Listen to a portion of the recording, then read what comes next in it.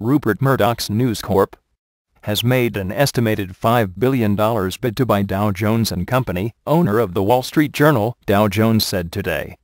If the offer is accepted, media mogul Murdoch will have a lock on global financial news.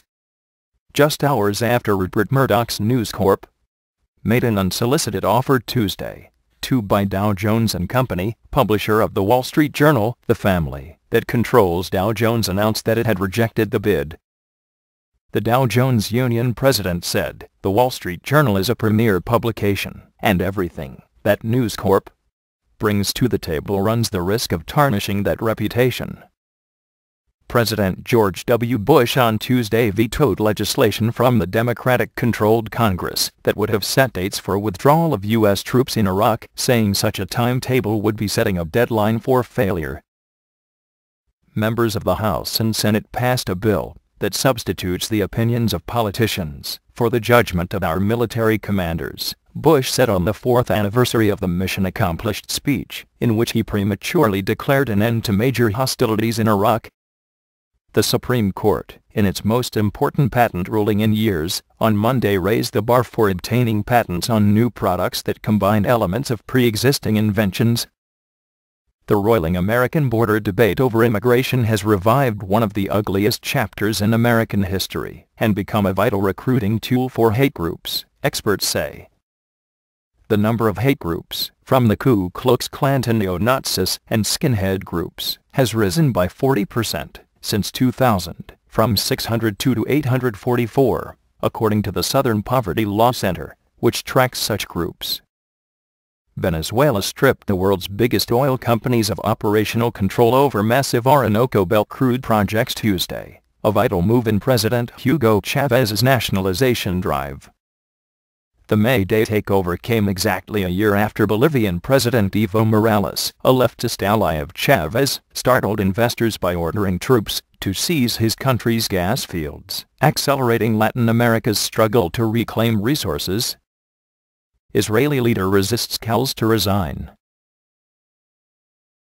The number of terror suspects being monitored by MI5 in the UK has grown by a quarter in the past 6 months, the BBC has learned. The Secret Service and police are monitoring about 2,000 individuals, who they say are actively involved in supporting al-Qaeda. Iran will not negotiate with the United States until it stops its evil approach, the government spokesman was quoted as saying on Tuesday, 2 days before the two foes were due to attend a meeting on Iraq. U.S. officials say Secretary of State Condoleezza Rice is ready to talk with Iran on the sidelines of the May 3rd to 4th conference in Egypt, if such contact is deemed useful. The U.S. military bought Cuban cigars and hair dye for deposed Iraqi leader Saddam Hussein while he was held before his execution, because they were mission essential, a military investigation heard on Tuesday.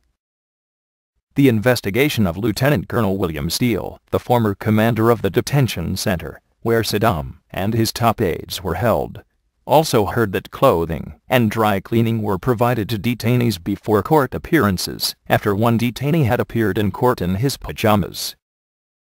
Kazakh officials have blamed the deaths of more than 800 seals off its Caspian Sea coastline on an abnormally warm winter and the early melting of sea ice. The total number of dead seals by late Monday was 819, including 639 adults and 180 pups. A search of the zone is continuing, said a statement on the Kazakh Emergency Situations Ministry website. Arctic sea ice is melting 3 times faster than many scientists project, U.S. researchers reported Monday, just days ahead of the next major international report on climate change. Scientists at the National Center for Atmospheric Research and the University of Colorado in Boulder concluded, using actual measurements, that Arctic sea ice has declined at an average rate of about 7.8% per decade between 1953 and 2006. There may be a state of being between life and death, suggest the authors of a new paper who argue that certain organisms, tissues, and cells can survive in an in-between, limbo-like state.